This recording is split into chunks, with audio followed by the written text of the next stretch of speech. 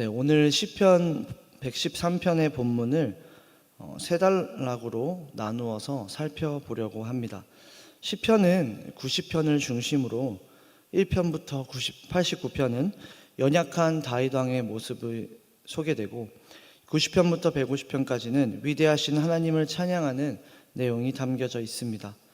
그러한 면에서 오늘 시편 113편 또한 위대하신 하나님을 높여 찬양하는 저자의 고백입니다. 우리가 성경을 읽을 때에 본문 말씀에서 가장 중요한 부분은 아무래도 1절부터 시작됩니다.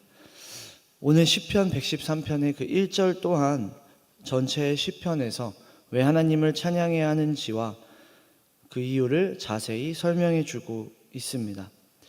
1절을 우리 다시 한번 함께 읽어보겠습니다.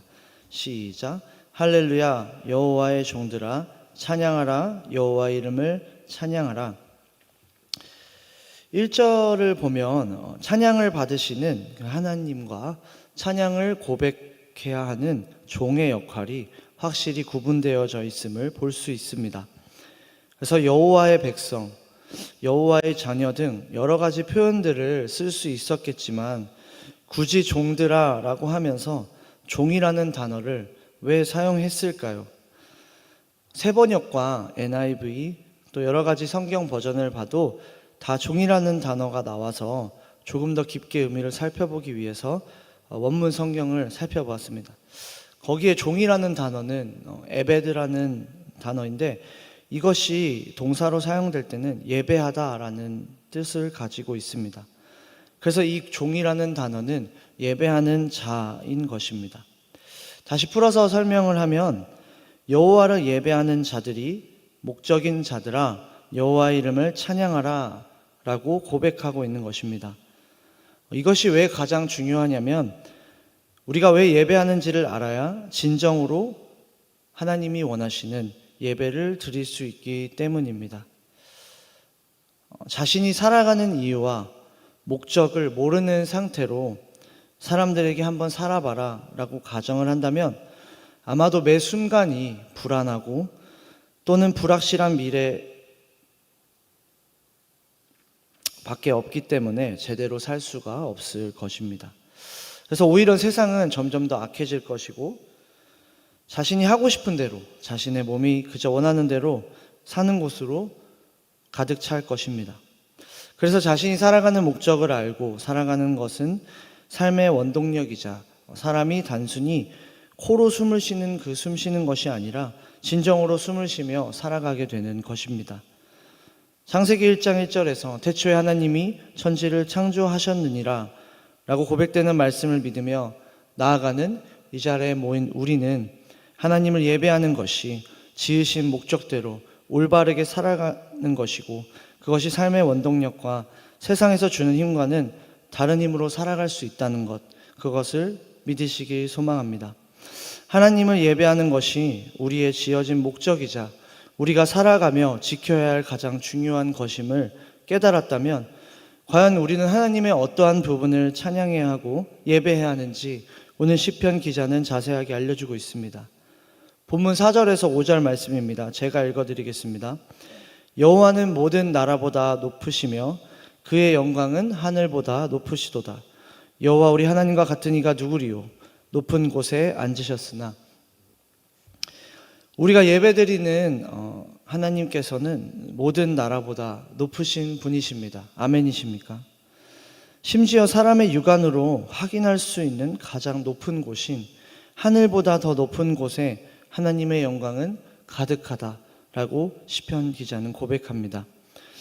그래서 이 땅의 그 어떤 것도 우리가 믿는 하나님과 같은 것은 존재하지 않는 것입니다. 이토록 지극히 높으신 분을 우리는 찬양하고 예배하는 자들입니다. 그것이 그리스도인들입니다. 이러한 관점으로 우리가 살아가게 된다면 세상에서 주장하는 가치관은 우리의 두려움의 대상이 아니게 됩니다. 우리가 따르고 믿는 하나님이 나의 편이시고 그분이 제일 이 세상의 끝판왕이시라면 과연 그 어떤 누구가 대적한들 또 발악을 한들 결코 이길 수 없다는 사실을 우리는 믿기 때문입니다. 그런데 놀라움은 여기서 끝나지 않습니다. 오늘 본문 6절 말씀에선 지극히 높으신 이가 스스로 낮추신 사건에 대해 또한 고백하고 있습니다. 사실 하나님께서는 높은 곳에서만 있으셨다고 한들 우리는 할 말이 없습니다. 불평할 수도 원망할 수도 없습니다. 왜냐하면 하나님은 지극히 높은 곳에 우리는 감히 쳐다볼 수도 없는 그 위치에 계신 분이시기 때문입니다. 우리는 그분의 종이기 때문입니다. 하지만 우리의 어떠한 간절한 외침, 또 우리의 바램으로 하나님께서 자기 자신을 낮추셔서 오신 것이 아니라 스스로 자신을 낮추시기로 선택하셨습니다. 그리고 낮아지심으로 천지를 살피셨습니다. 세상은 높아지기 위해서 힘을 쓰게 되는 것을 우리는 쉽게 볼 수 있습니다. 왜냐하면 높아져야 모든 것을 다스릴 수 있다고 생각하고 또 그렇게 돌아가기 때문입니다. 그래서 권력을 가지기 위해 인간은 모든 힘과 노력을 쏟습니다. 그래서 권력자가 되기 위해 또 국군 통수권자가 되기 위해 대통령이 되기 위해 아니면 또 국회의원 한 번 더 출마하기 위해 온갖 힘을 쓰고 어떤 수모와 고난도 견디는 사람들의 모습을 우리는 매번 선거 때마다 볼 수 있습니다. 이것이 세상의 가치관으로 볼 때에는 옳아 보일 수 있습니다. 왜냐하면 힘이 있어야, 권력이 있어야, 강해야 나라를 다스릴 수 있는 것이 현실이기 때문입니다. 하지만 하나님을 믿는 우리의 가치관은 왜 달라야 할까요? 그것은 바로 하나님이 세상을 다른 가치관으로 이기셨기 때문입니다. 예수 그리스도께서는 죽음으로 사망을 이기셨습니다. 모든 죄를 힘으로, 능력으로, 손으로, 마법으로 없애신 것이 아니라 직접 가장 낮은 곳에서 가장 비참하고 가장 죄악이 가득한 죄인들이 받아야 하는 형벌을 받으시며 이 땅의 모든 죄를 단번에 해결하셨습니다. 히브리서 9장 28절을 함께 찾아보겠습니다.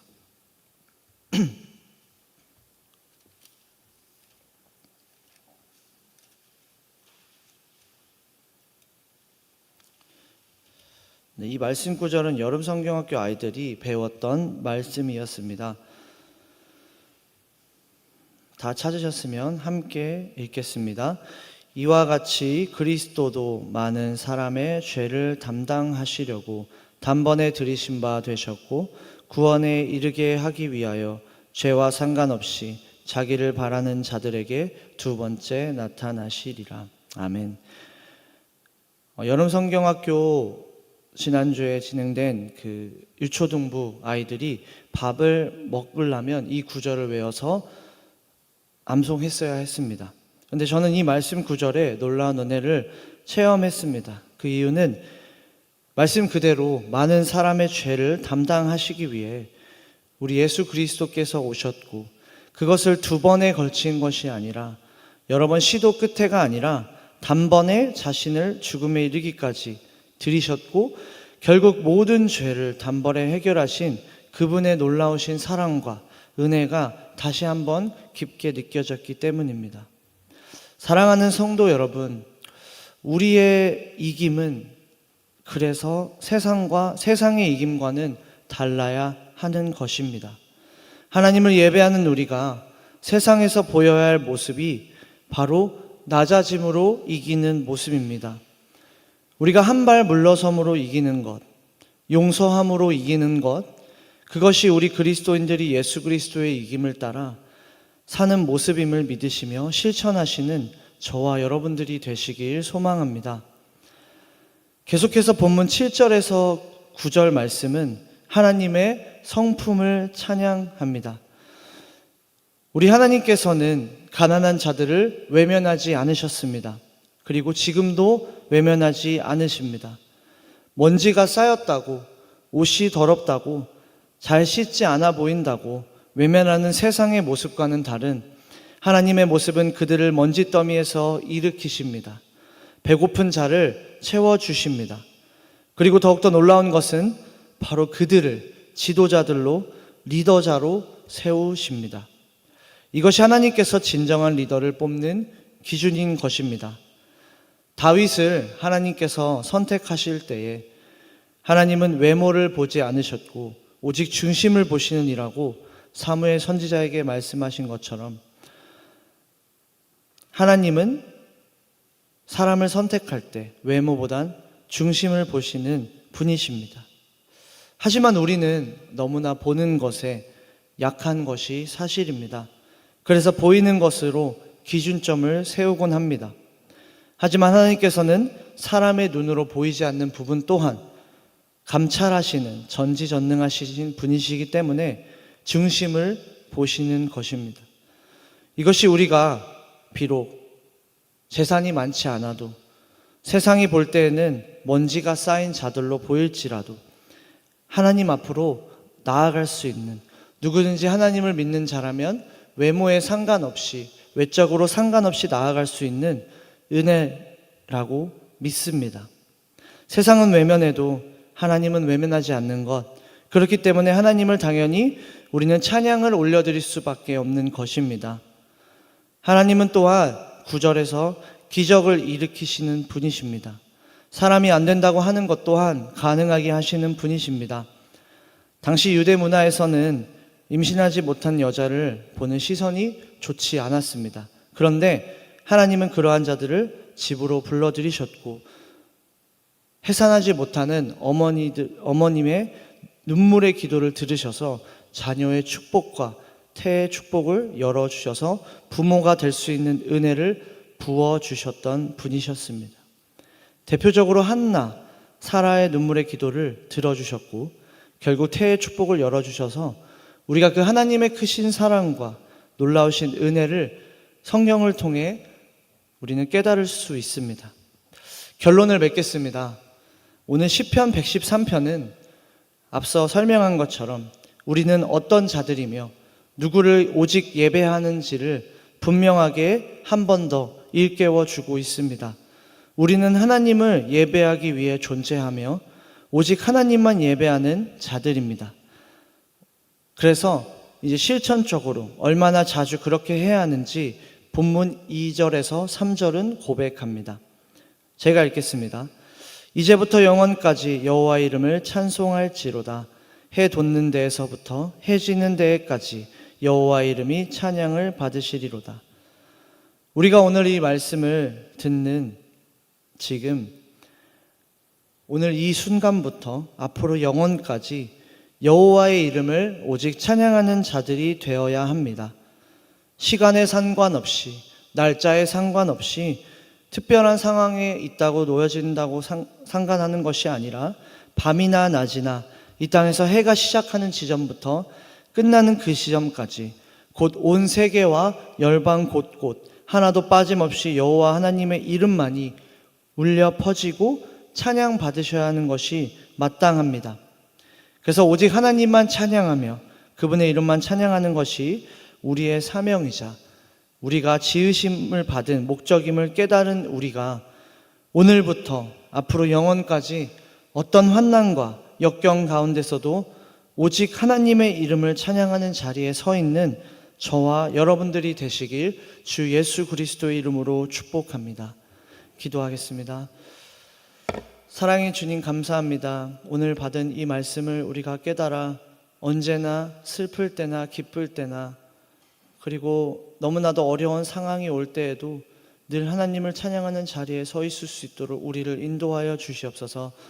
오늘부터 시작하는 또 하루와 내일 맞이하는 주일 속에서도 주님을 열심히 찬양하는 우리 모두가 되게 하여 주시옵소서. 감사하며 예수님의 이름으로 기도드렸습니다. 아멘.